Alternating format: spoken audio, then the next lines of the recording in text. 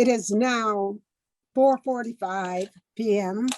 and I will call the June 17, 2021 meeting to order for the Transportation Committee. Roll Mr. call. Steer, Here, Twin Lake, Michigan. Commissioner Hovey Wright, Here, Muskegon State Park. Commissioner Hughes, Here, Muskegon Township. Commissioner Laring, Here, City of Muskegon. Commissioner Nash, Here, City of Muskegon. Commissioner Pego, Here, Green Haven, Michigan. Chairman Skolnick. You're muted, Chairman Bob. Skolnick, you're muted. Chairman Skolnick, Yeah, here, City of Norton Hills. thank you. Commissioner Wilkins Here, Muskegon County Hall of Justice. and Commissioner Brown would be excused.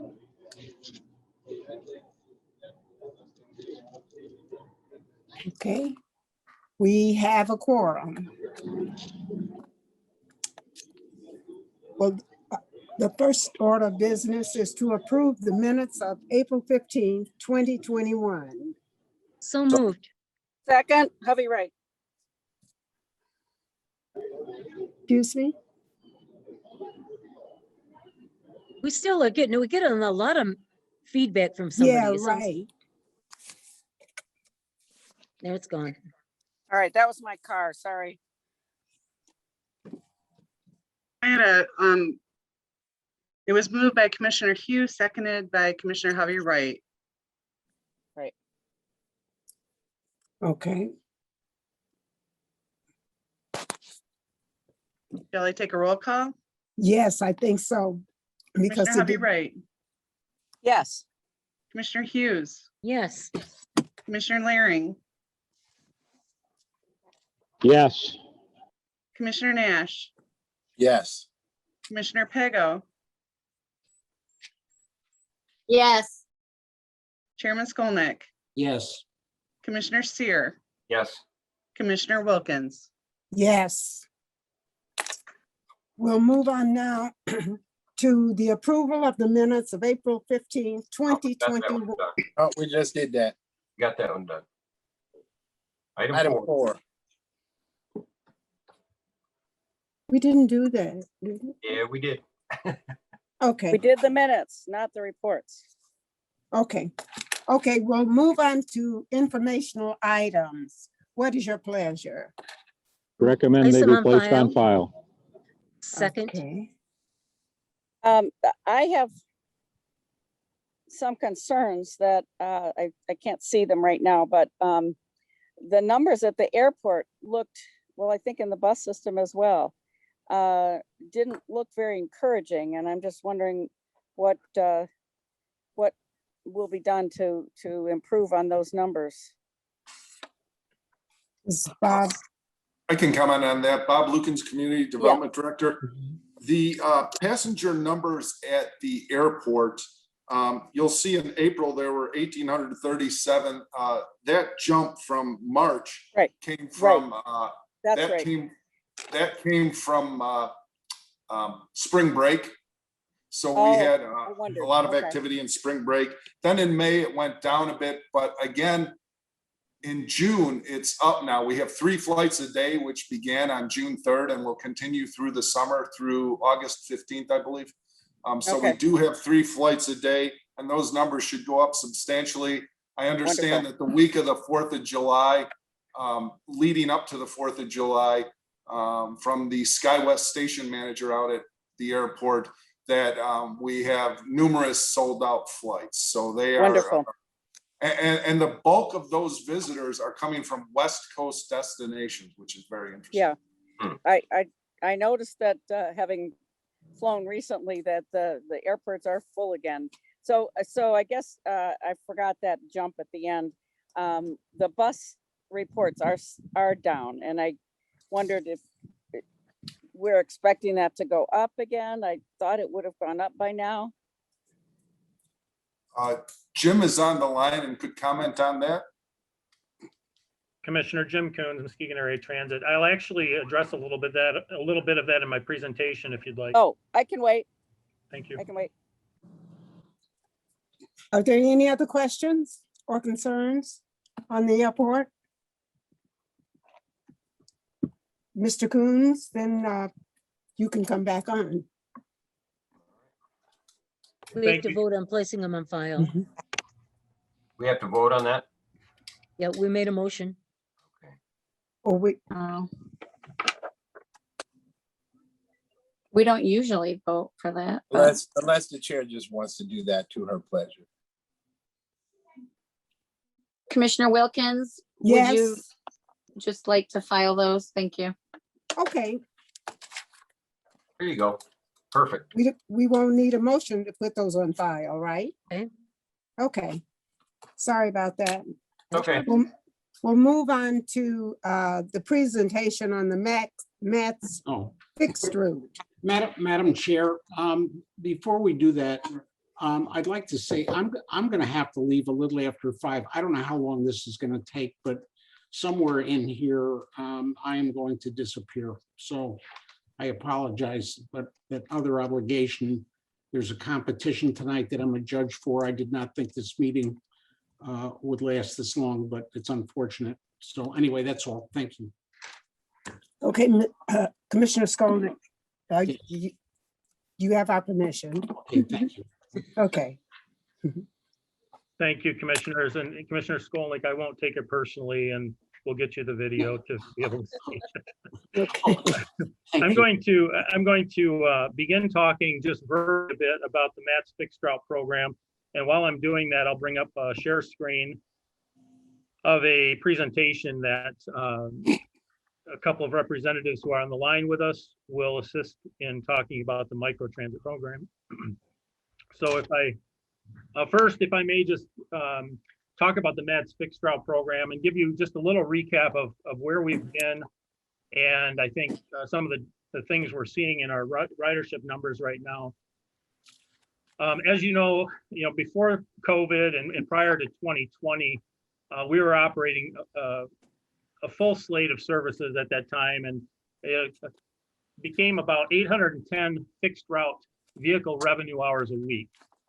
So on a weekly basis, that would be about our baseline level of 810 hours on the road. We had 11 buses in daily operation on 9 urban routes and 1 regional route. And we were running from 6:30 a.m. to 6 p.m. And then in the evenings, 6 buses from 6 to 10:40 p.m. as well as on Saturdays. When COVID came in and on March 23, we reduced our service to just being a Saturday level service from approximately 10 a.m. to 6 p.m. And we ran that Monday through Saturday. As compared to our baseline service of 810 hours or 100% of our pre-COVID service, our COVID level of service was approximately 35% of that. So we were running approximately 35% of the hours on the road during that period. When the route study came into effect in September, the end of September of 2020, that bumped back up from a 35% COVID response level to our new normal, which is presently about 54% of the pre-COVID hours of service on the road every week. So just to recap, that means that we went from 100%, we dropped way down to 35 on the road, and now we're at about 54, and that's our going forward level for directly operated fixed route services. So right now we operate 8 buses on a daily basis, Monday through Friday, on 7 urban routes from 7 a.m. to 6 p.m. The impact of COVID has been felt around the bus transit industry. The American Public Transit Association collects ridership from their partner agencies, and comparing the first calendar quarter of fiscal 21 as compared to the first calendar quarter of fiscal 20, MATS ridership was down approximately 66% on fixed routes. That actually is almost identical to what other transit systems serving areas under 100,000 population are seeing. So we're pretty much right on track with other systems that are doing fixed routes in small communities. Our urban areas, our service area is approximately 50,000 people being served. The urban metro area overall is approximately 125,000 people. So if you bump up, these smaller systems were really impacted. In Grand Rapids, during that same period, the Rapid was down 62%. Battle Creek was down 48%. Lansing was down 81%, quarter one of calendar 21 versus quarter one of calendar 20. And again, that really points to some of the things that some of the reasons that we're seeing the downturn. In Lansing, for example, if Michigan State University is closed, their ridership is impacted greatly. So in overall, we're kind of in line with what's happening in the industry. Some of the reasons, of course, over the past year, the messaging that has gone out regarding the pandemic is completely antithetical to the normal public transit message.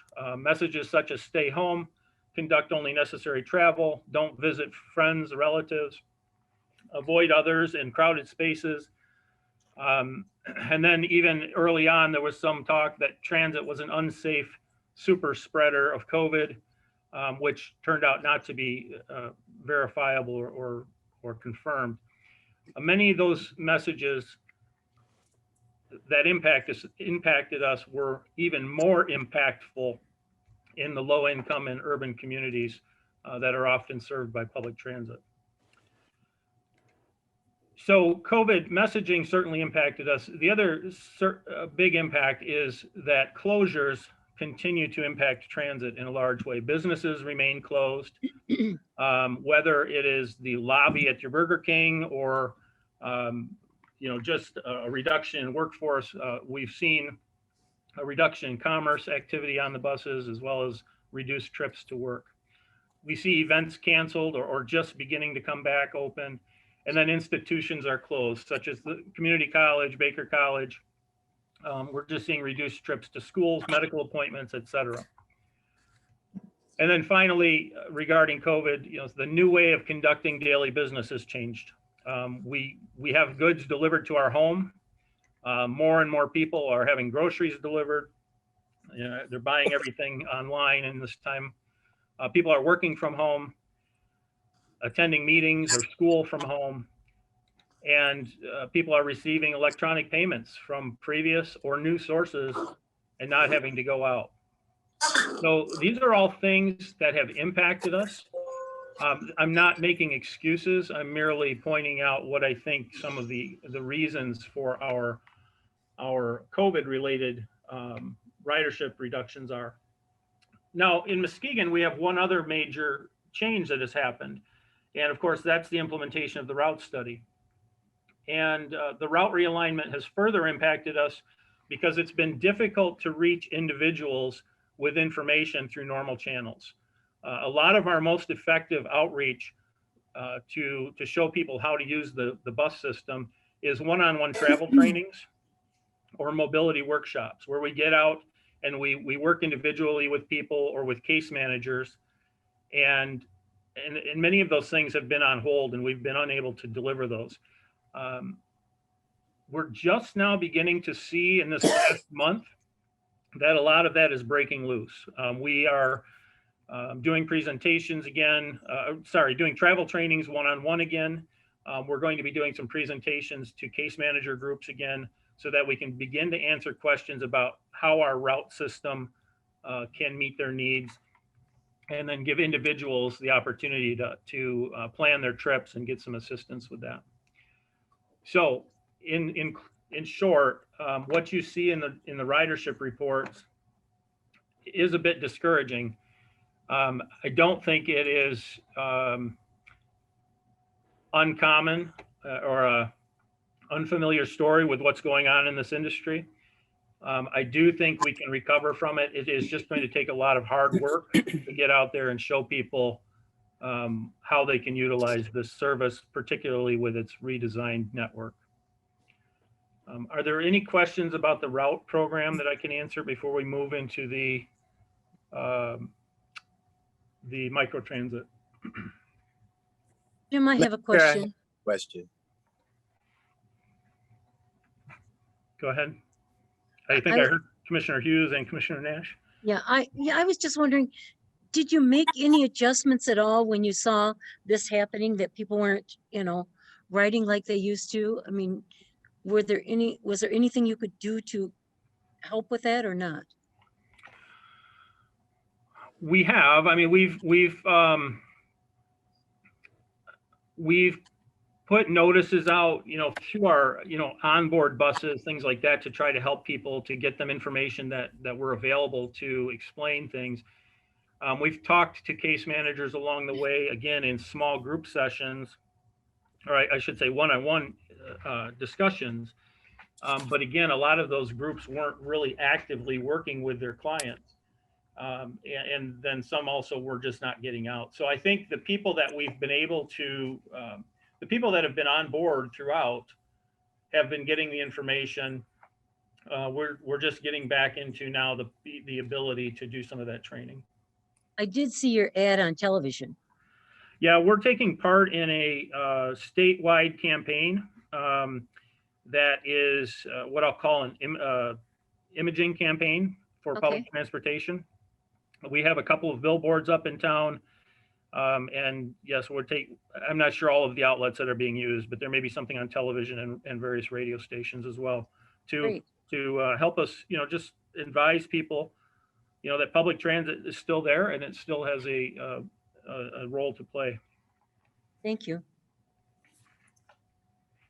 Jim, I had a question for you. Yes, sir. With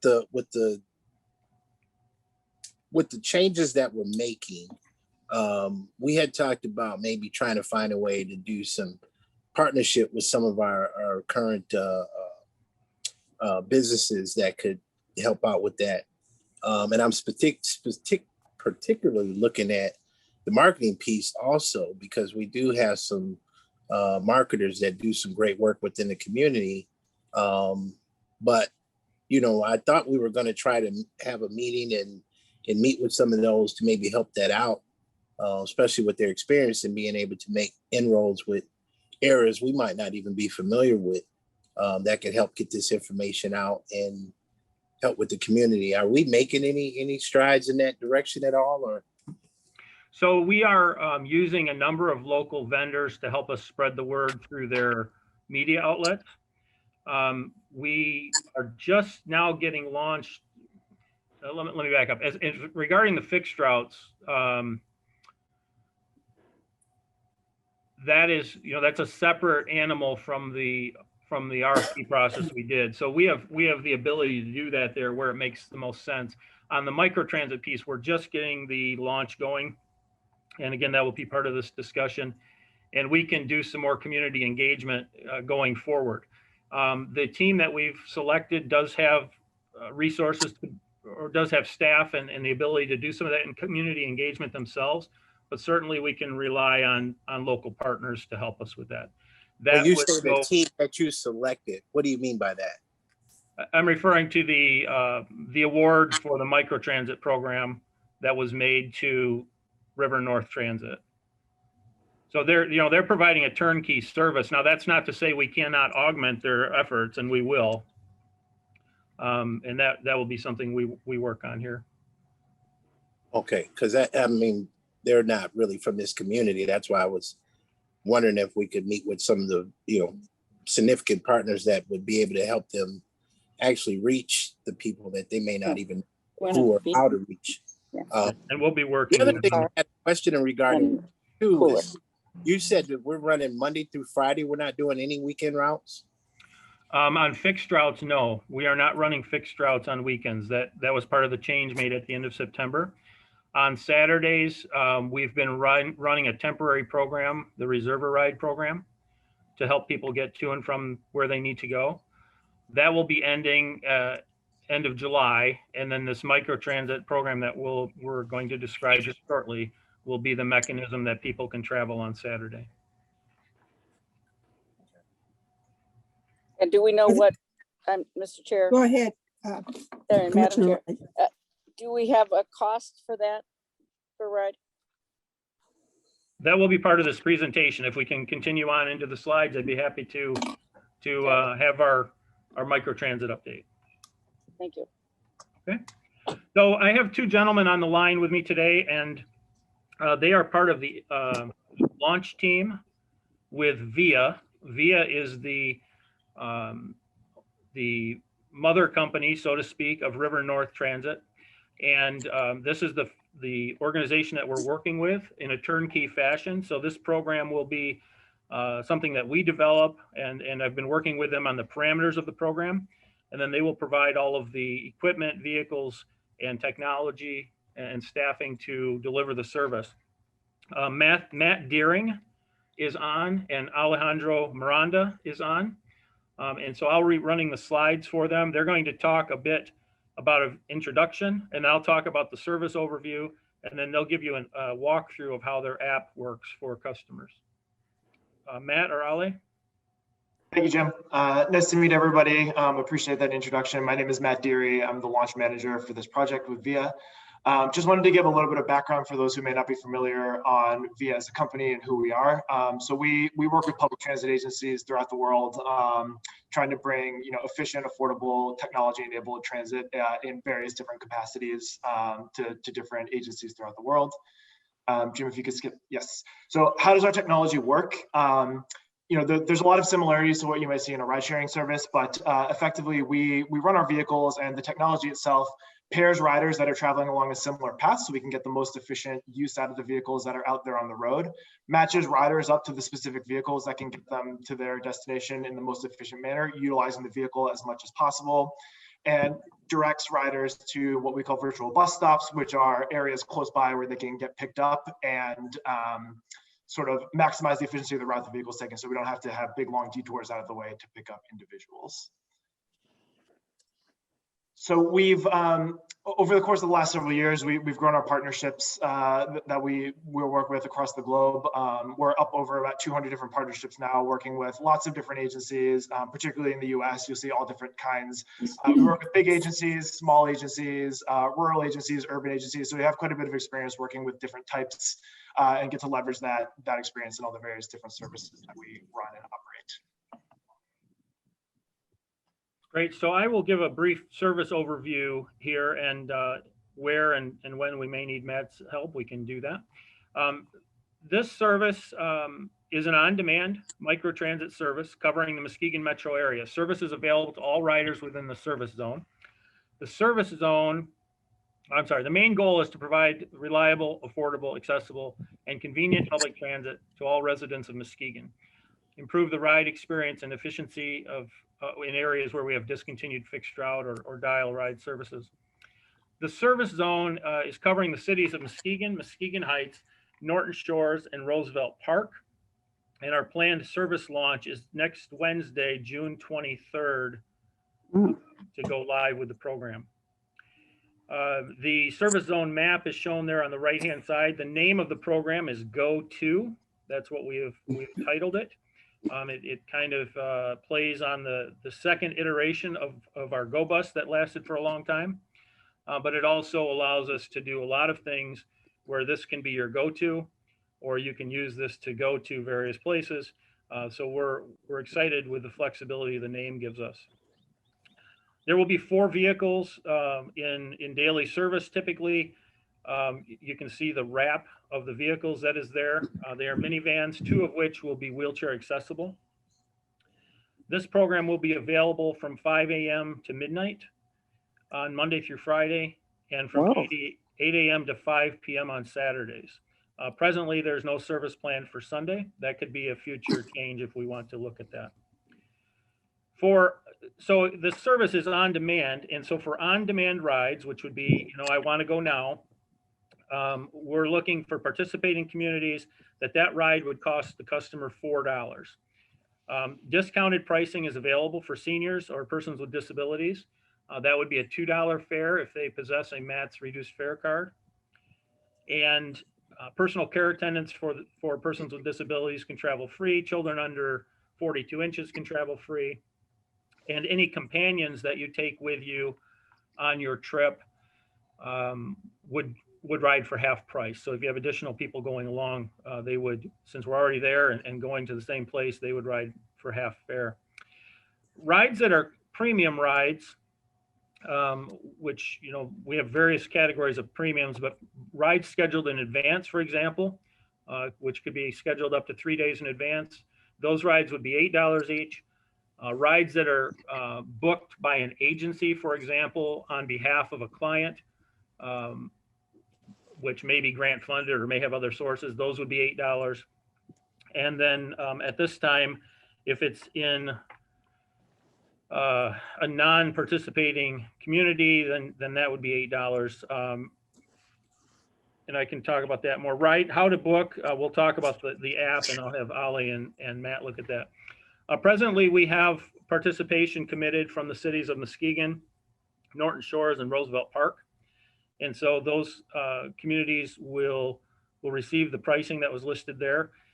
There are 3 addresses in the city of Muskegon that Muskegon Heights, that we are utilizing that pricing at.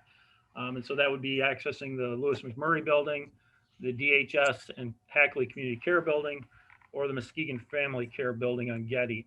At this time, Muskegon Heights has not yet committed the participation, and so the remainder of Muskegon Heights would be at the premium rate until we have that resolved. A move into the app demonstration. Matt? Thanks, Jim. So just wanted to take you all through what this app looks like, how it works in practice. So we'll kind of take it through the flow of from the first time you download it and kind of click to open through booking a ride. So this is what it looks like when you get started. You can see the branding sponsored by Matt's in there as well. We have our nice splash screen to get started. If you can go ahead to the next slide, Jim. This is what it looks like when you set up an account for the first time or when you go to log in. So on the left-hand side, if you already have a login, you can log in using your email and password. On the right-hand side, this is what's required to create an account. So just simple name, email, password, and phone number. Also, you'll be prompted to put in a credit card, as we can handle all of our payments digitally here to avoid the use of cash on board. Once you are logged into your account, similar to many other apps you all might be familiar with, it will sort of geolocate you wherever you are currently, and you'll be prompted to set a pickup and a drop-off location. A number of different ways you can do this. You could either move the pin around directly on the screen itself using your finger. You could type in an address up top as well. You can save favorites like your home and work address. Additionally, you'll see these little black dots on the screen on the left. Those are called points of interest that we've worked in conjunction with Jim to get key areas. So you can click on those as we think would be high use case. So I'm not getting the screen share. I'm sorry. The screen share, I'm not seeing it. I'm hoping everybody. It's up. I've got it. Yes, I see it. Why would it not be on my screen? Good question. So can I ask a question while we're trying to figure that out? Yes. Go What ahead, if- Marcia. Yeah, what if a person, I mean, I know some older friends who don't have emails, and not everybody has an iPhone or a cell phone. That's what I was thinking. Sure. So too. commissioners, in addition to having access to the app, for those that do and can, there is a phone number as well that people can call, and there's a Oh. call center that will assist them. Okay, well, that needs to be advertised. It is Right on up front. materials, yes. Okay. Mr. Laring, can you see it yet or not? Negative.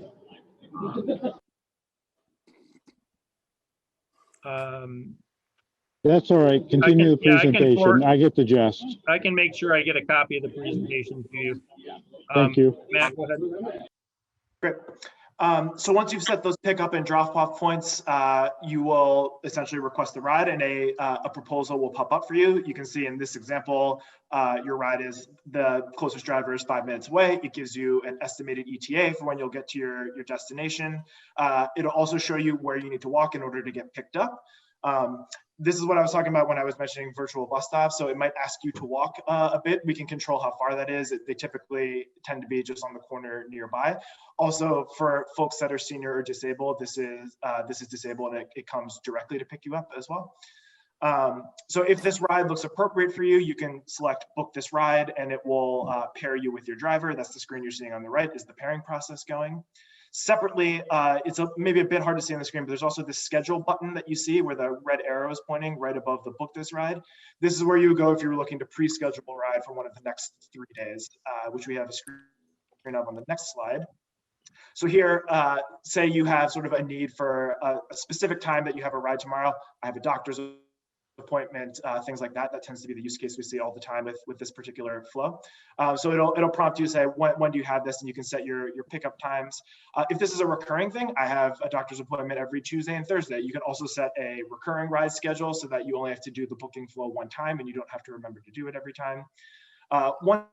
Once this happens, we will again look for a ride and we will give essentially a 30-minute pickup window for when you'll get picked up. So if I request at 1 p.m. tomorrow and I get a 1 p.m., the communication to the rider will be your pickup will be between 12:45 and 1:15. We will then follow that up on the day of the actual pickup with direct communications to the rider via SMS saying, hey, your vehicle is on the way and is 10 minutes away, so that they're aware when it's coming within their pickup window as well.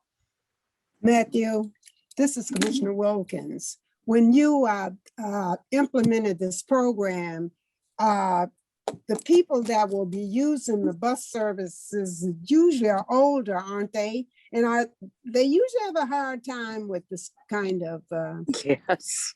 technology and all of that. So what was your experience in the other cities where it's been implemented? Sure, it's a great question, and we do have experience working with senior populations. So I'll address that in a couple of different ways. One is, as Jim mentioned, the call-in line is really something that we leverage quite a bit with those populations. We're also targeting our outreach now in terms of reaching those different communities to tell them about the call-in line to the extent that that's helpful for them. So there's kind of a base level of letting people know kind of the right way for the right rider type that they might use it. So we have kind of experience kind of reaching out to people through community engagement early on. Separately, what I would say is to the extent that there are older folks who are trying to use the smartphone application as well. Yep, so there will be a population that uses that as well. And the way we've kind of targeted that is a couple of different ways. We've done quite a bit of work with different focus groups in our different services. We also run a variety of ADA accessible services, paratransit services as well. So we have a lot of experience working with this community. So we've designed the app in such a way that is as accessible as possible to those different groups. And so overall, we've actually seen quite a bit of uptake in our various services with more senior populations as well as disabled populations as well. What cities is GoTo working in that's been in for a while? Do you have a city that you're following their example or something? Sure. So I would say this service mimics a lot of our other services. We have a service in Green Bay, Wisconsin that we run that has both an ADA component as well as a microtransit service like here. One that particularly is specifically targeted towards the senior population, where we drew a lot of our early learnings. It has been running for a number of years now, is in Newton, Massachusetts. We run a service there specifically targeted at seniors. In terms of just kind of overall microtransit that looks like this GoTo service, that original slide that we show that kind of showed sort of the global reach, I would say 2/3 to 3/4 of that list are services that are very, very similar to this one. Okay, thank you. I mentioned there's communications to the rider as the ride is in process so that you're aware of what's going on. On the left-hand side, if you wanted to track specifically in the app itself, you can see a live feed of where your driver is coming to pick you up. I know not everybody's going to be glued to their phone while they are kind of waiting for a ride to come. So we also send SMSs to let riders know when the vehicle is approaching so that they can have time to get ready as well. At the end of your trip, there's also a feedback mechanism so that we, on our end, can be constantly iterating and making sure that we're giving the best possible service. So you're prompted for a star rating. This is all skippable if you don't have the time or wouldn't like to, but we have sort of options in place for riders to give us feedback on what went well or what went poorly. We have preset options for people to do. There's also a free form in the Want to Tell Us More so that folks can write in any kind of issue they had. This is in addition to kind of our ongoing customer support, so that service line is also always available for riders to call in with feedback. But if you have specific feedback on a trip, you can do it here. Also, the ability is built in for riders to tip their drivers. This defaults to 0 so that we're not forcing anybody to tip, but should a rider decide that's something that they're interested in, the ability is there. Great. So commissioners, just, to reiterate, the Go-To program is our moniker for this. The Go-To by MATS is the name of the app. We're expecting that the app will be live over the weekend, and people should be able to download that by Monday. We also have the marketing materials that are being put up and being distributed very soon. The MATS website will have a Go-To page also uploaded on Monday.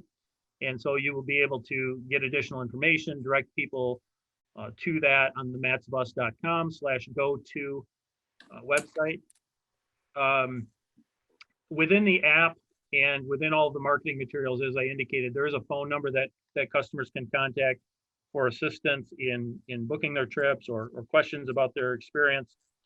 There is also a email address that is clearly displayed in there where people can provide feedback and work directly with VIA. This is a turnkey service. So, we are providing the outline of it. But again, all the feedback from the customers, all of the daily operations will be done by VIA. And then we will work with them for all the reporting we need and to address any community concerns that we may have. So with that, I'd be happy to answer any further questions or if you have any other for Matt.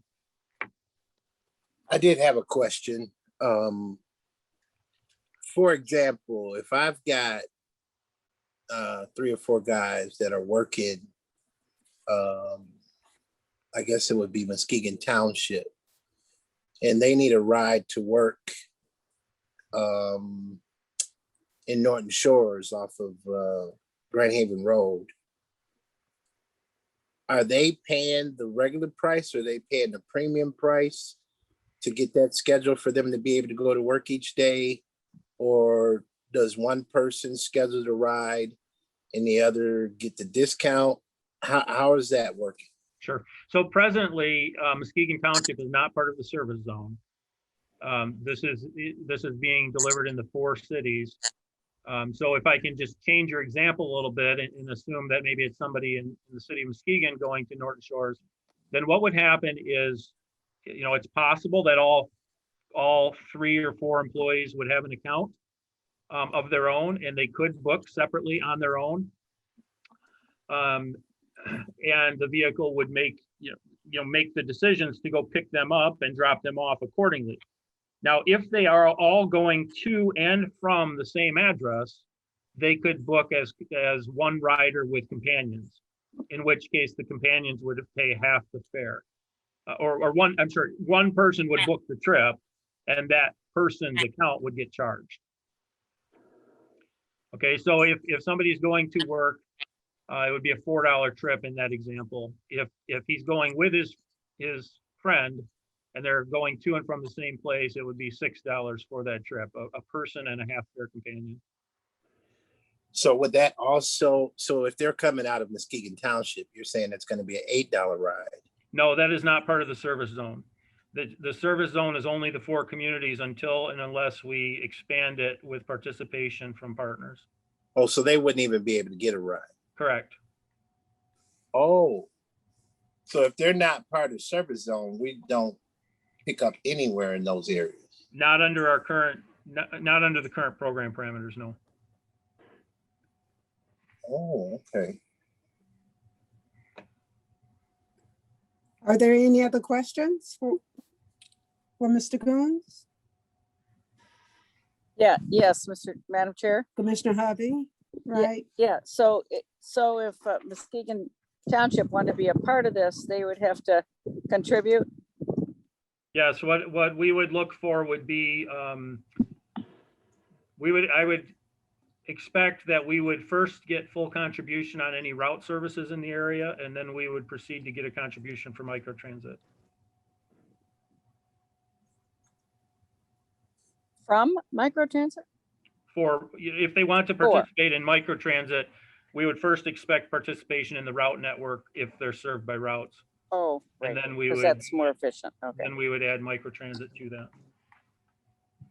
So any chance they're gonna sign up? Well, we really want to get launched first and be able to show Yeah. how this is working, and then we can approach Okay. Okay. those questions. Is there anyone else who has questions? I did have a question. Commissioner Nash? Okay, if say a couple other municipalities decide to chime in on this, and we ended up running into a situation where our demand is exceeding our ability, what are we gonna do? So the contract that we have with River North is for this specific service area for a set amount of, expected amount of service hours delivered. And if we add other areas, we would have to negotiate additional service zones and basically negotiate a change order to the contract. And we would have to make sure that going into that, the funding is in place to be able to do it. So it's not just a decision about adding something. It actually would be an entirely a revision to our service agreement. So you're saying if Muskegon Township decide to contribute and Fruitport decides to contribute, we would have to renegotiate? We would bring a change notice to the service, or we would either issue a new service agreement with the board's approval to expand the program, or a change notice to the existing contract. The parameters of the RFP allowed us to expand it, under the scope of work, but it's not part of the current service agreement. So our original service agreement is exactly what we have right now. Yes, the 4 areas for X number of service hours provided. Now, if we find that we're saving money on the service hours and we want to realign some, we can come back and do that, but it still is an amendment to the service order. Oh, wow. That was So not, we're gonna see a lot of adjustments, a lot of, hopefully. well, I guess I was. See that with any I program. was not under the understanding of that as the contract, because you're talking about, we may have to expand that budget even more if we add those and that demand becomes pretty heavy. Well, again, the agreement we have is based on the parameters that we had in the request for proposals, which was this geography in this span of hours. So if we go beyond that, it becomes a negotiation of how to expand that program. Right, I guess that wasn't something that I was clear on, is that we only had those small service areas, because I thought this was gonna be something that was gonna be a outreach for some of the surrounding areas where we service our regular ridership. Well, this is a 45 square mile area. And, depending on who wants to come in, it is an entirely different conversation depending on who and where they are. So if it's a contiguous community, it's a different discussion versus if it's an outlying community that wants something different. It may have to be a different equation altogether because it will be served in a unique fashion depending on how it's incorporated. I don't know if that made sense, but if Whitehall or Montague wants to come in, we can't guarantee we'll be there in 30 minutes or 17 minutes. That's an No. I was just assuming that, like, our fixed route area, we have a bus that goes out to the mall. And I thought those areas that we have fixed route services to would be included in this area. Well, I understand you're trying to get those municipalities in there. Yeah. But if this fixed area is only just the 4 municipalities we have now, it just concerns me of how much that will cost to try to expand that with the other municipalities if they decide to contribute. Well, and we are going out by the mall. We're doing the city of Northern Shores, which would be half of that street. So we're in that area, depending on what we wanted to add. It all has to come down to a discussion of what the local community wants. It's been our position, so to speak, that, you know, we work on behalf of the local community, and if they want to bring forward the resources to do something, we'll look at how it might work. So if Norton Shores is being serviced, they could get out to the west side of Harvey Street, but not the east side. Right, they could book a ride from any of those intersections, from those areas, and since it's a corner to corner service, they could come to that corner and be serviced. Yeah. Okay. You know, obviously at such point in time as there's a new development at the racetrack site, you know, we're going to want to try to figure out how we can get directly there with our services, whether it's microtransit or routes. And we have to have those discussions. But at this point in time, these are the communities that that we went into the program with and plan to serve while we launch this. Are there any more questions for Mr. Coons? No, I'm just asking if they have any more questions for you. No, thank you. And Kathy, you may take the screen back.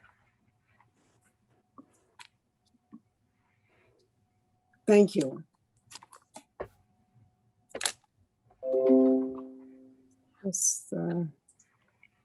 We'll move on to public comment.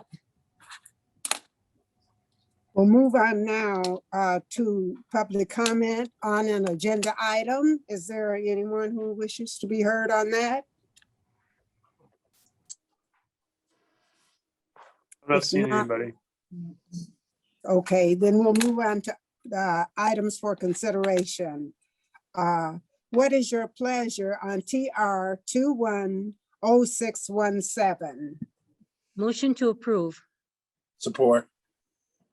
Is there any discussion on the motion? Hearing none, roll call, please. Commissioner Hughes, Yes. Commissioner Laring, Yes. Commissioner Nash, Yes. Commissioner Pego, Yes. Chair Skolnick. Not in. Okay. Commissioner Steer, Yes. Commissioner Hovey Wright, Yes. Commissioner Wilkins, Yes, 7 yes. thank you. The motion passes. We'll move on to TR 210618. What is your pleasure? So moved. Support. I'll be right. Okay. And Hughes, is there any discussion on the motion? Hearing none, roll call, please. Commissioner Laring, Yes. Commissioner Nash, Yes. Commissioner Pego, Yes. Commissioner Seer, Yes. Commissioner Hovey Wright, Yes. Commissioner Hughes, Yes. Commissioner Wilkins. Yes, and the motion carries. We'll move on now to TR 210619.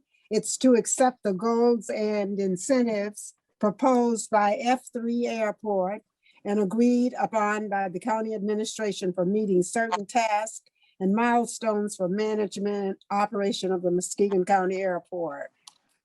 Roll call, please. Oh, I'd like So discussion. moved. Oh, I'm sorry. No. Support. Okay, right. And Sarah. Yes, Marcia. Yeah, I would like questions. Is the administrators is this just what they requested, or was there a negotiation going on in terms of the incentives? Mark? Yeah, this is Mark. Yeah, incentives were discussed back and forth. And a lot of meetings took place along with the airport manager, along with our corporate counsel. So there's a lot of good discussion. And we debated back and forth what looks best for the community. And the second part is, why are we just seeing these now when they took over March 1st? The timeline, I'm gonna make excuses, but the timeline was March 1st. The employees didn't start till April. The management kind of did, but the staff crossed over, getting things lined up. And we wanted to add some goals as well, which we did. And then they discussed it back and forth. It just took some time. Okay. All right, thank you. Okay. So, May I advise Commissioner Willerstein? yes, Um, go right ahead, Commissioner Seer. Mark, I guess the thing I'm a little confused by looking at the charts where the goals are laid out and so on and so forth, and we've got the incentive amount. I'm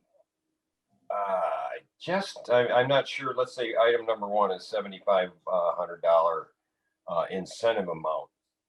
Will the actual increase by 3.6 factor? What does that add to revenues relating to this $7,500 amount? I mean, I have no idea if that 3.5% increase is going to add $10,000 to our revenues. At $7,500 would seem like a lot of money. Now, if that 3.6% increase is going to add, $100,000, then I would say that's you see where I'm coming from there? I guess I don't. No, it's a good question. And the way we looked at it was that increase in passengers, we'd hope that would continue. So the 7,500 is a one-time incentive. Any incentives that not you personally, but us as a county would agree to in 2022 or 2023 would be a separate. So this is not each year. I'll ask Bob Lukens if he ran the numbers on a 3.6%. Yes, Bob Lukens, Community Development Director. The original number was a 5-year increase of 15% over the base number of 2019 and 2020. So the average of those 2 years, one of which was a quote unquote regular year, and the other one was COVID year. So we looked at that average, and then there F3 proposed this increase over a 15% increase over 5 years. So we broke that down to 3.6% for each subsequent year after the first year. So it would be $7,500, and the numbers were not run at this time. We can look into those numbers, but I think with passenger facility charges, parking fees, and other numbers, it would work out to be more than $7,500. We will look into that, though. Yeah, I would like to have a little more definition on that if I could. Are there any further questions? If not, we'll have a roll But call. I have just a quick. Okay, Commissioner Chair. Wright, you have your right. So in measuring the increase, the percent increase, have we established from what point that happens? Is it March 1? Is it, some later time? I mean, that's kind of critical. It would be a calendar year. Because of a calendar year end? So it'd be Yes. the average of the whole year? The numbers are measured there's- by the calendar year. So Calendar year. So everything's averaged together, correct. right? Because there's a lot of up and down as we saw. Okay, thank you. Are there further questions? If not, we'll have a roll call. Nash.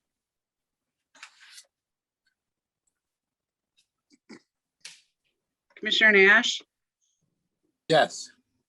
Commissioner Pego, No. Commissioner Seer, No. Commissioner Hovey Wright, Yes. Commissioner Hughes, Yes. Commissioner Laring, Commissioner Laring, Yes. and Commissioner Wilkins. Yes, It's 5 yes, 2 no. Okay, the motion passes. Okay, we'll move on to TR 210619, 20. So moved.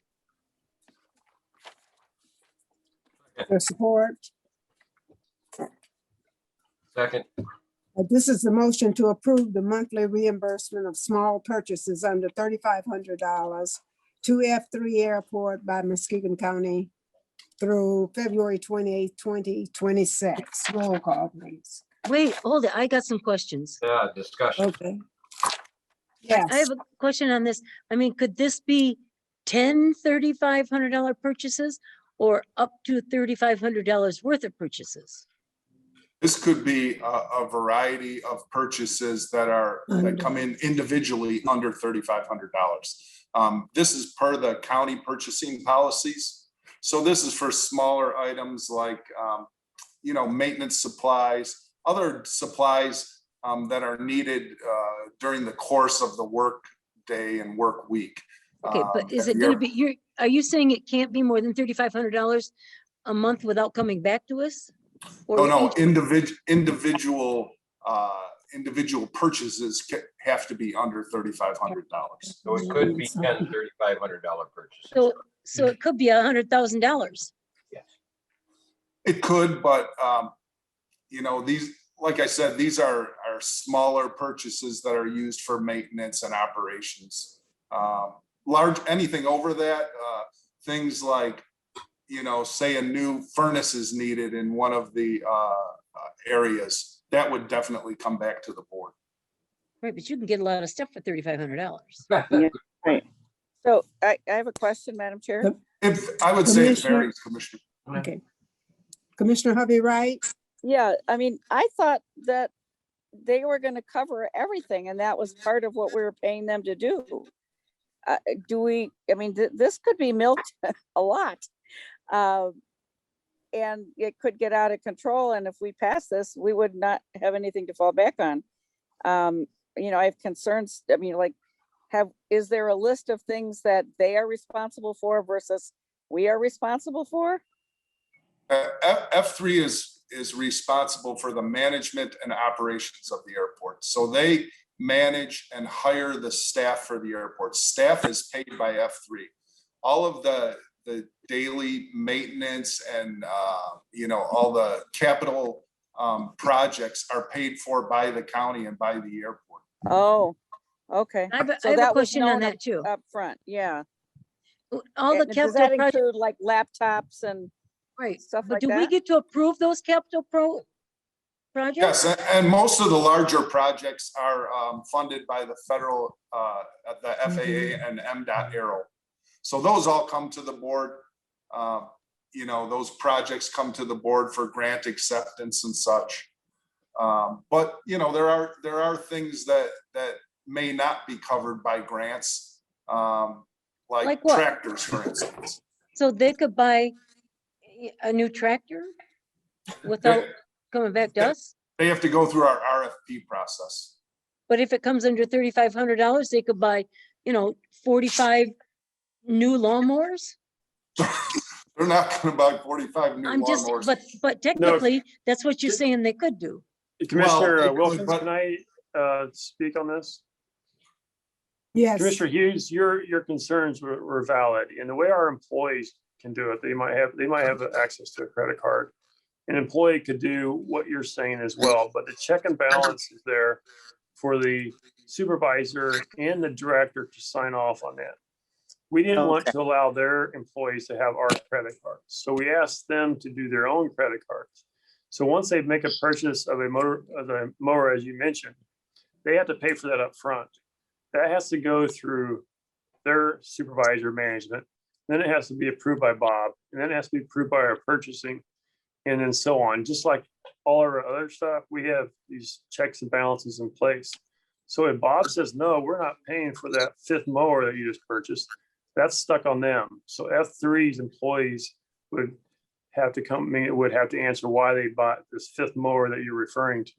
So there's checks and balances in place, and this is more secure way for us to do it is put their money up front, and they're asking for reimbursements, which goes through our protocol.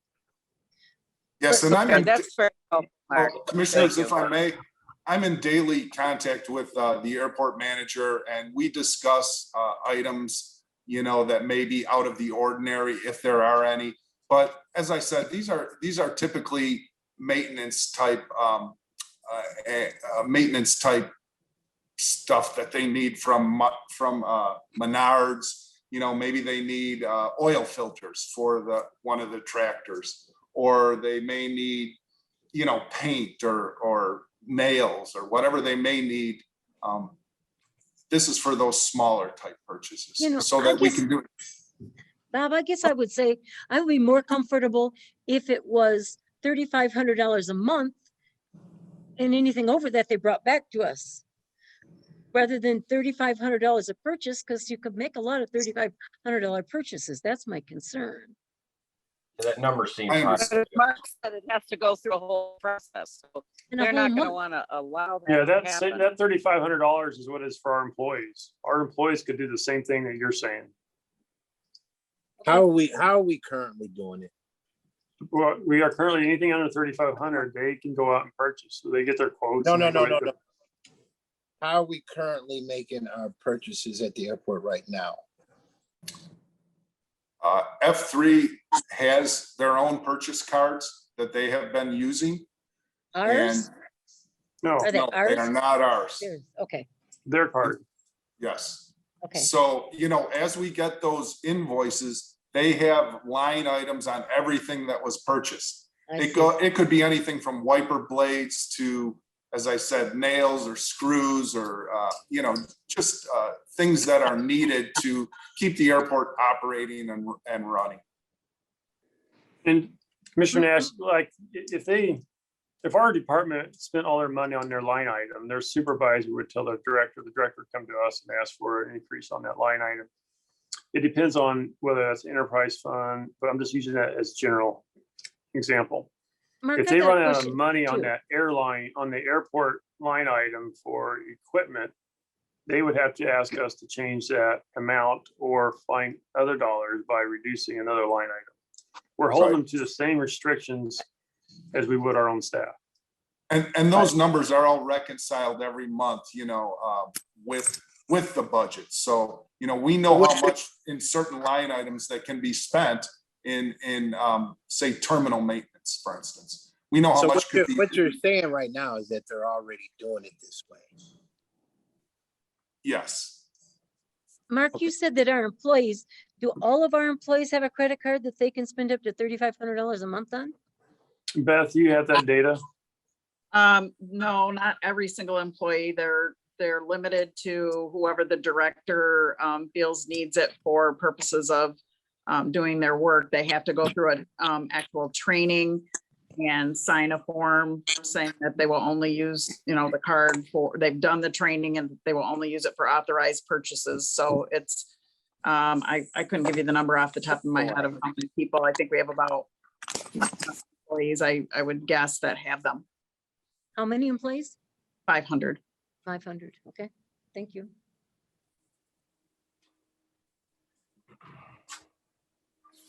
We had to figure out a way, the best way for them to do their daily work. And we didn't feel comfortable using our cards. So we asked them to get their own cards. And that's our check and balance. I mean, if we don't approve it, if Bob doesn't approve that spending, F3 has covered that cost. I like that. But my concern is Bob's too nice a guy. Bob's not that nice a guy. Oh, good, okay. I'm Well, good. I'm good Go with through it. finance, and finance is not that. Okay, are there any further questions? If not, we'll have a roll call. Commissioner Pego, Yes. Commissioner Seer, Yes. Commissioner Hovey Wright, Yes. Commissioner Hughes, Yes, Commissioner Laring, Yes, Commissioner Nash, Yes. Commissioner Wilkins. Yes, the motion's carried. We'll move on to unfinished business. Do we have any unfinished business that you'd like to discuss? Hearing none, we'll move on to new business. We'll move on to public comment. I'm not seeing Yeah. anybody. I don't see Thank any. you. Okay, we'll move on to the final board comment.